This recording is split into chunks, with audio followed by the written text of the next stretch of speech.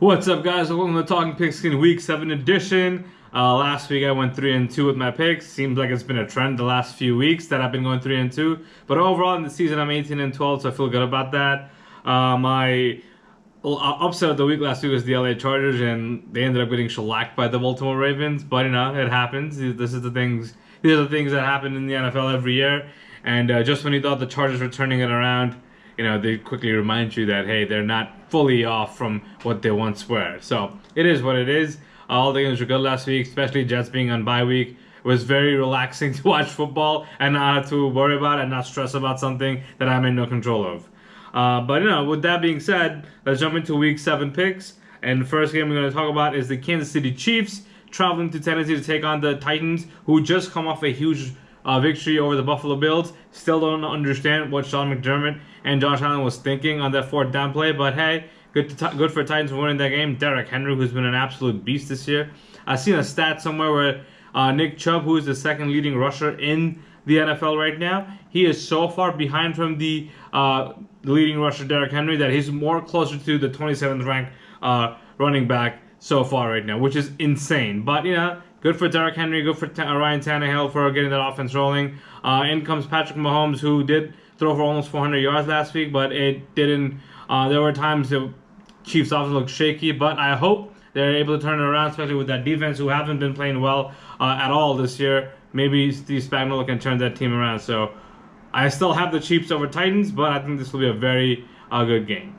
Next game we have is the New England Patriots hosting the New York Jets. Coming off a very tough loss against the Dallas Cowboys, the Patriots will be ready to go.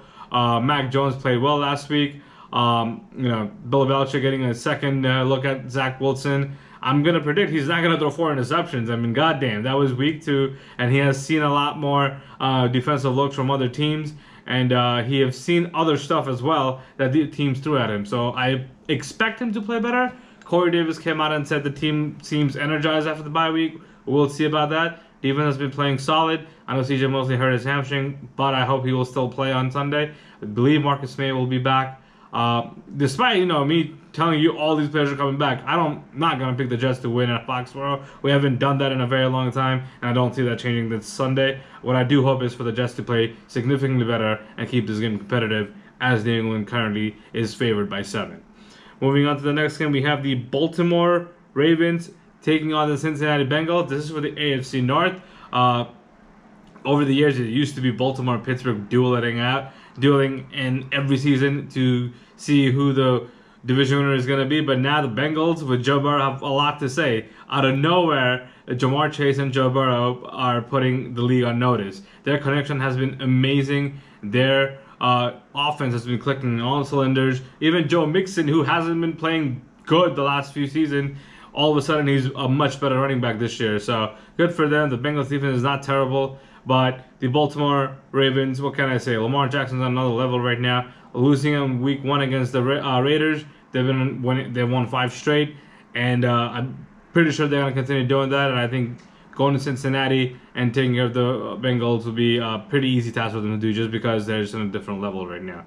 Ravens over the Bengals. Moving on to the 4 o'clock game, where the Tampa Bay Buccaneers will host the Chicago Bears. The Bears, last week, you know, Aaron Rodgers said, "I own you." Can they put it to the side and go to Tampa Bay and take care of Tom Brady? Absolutely not.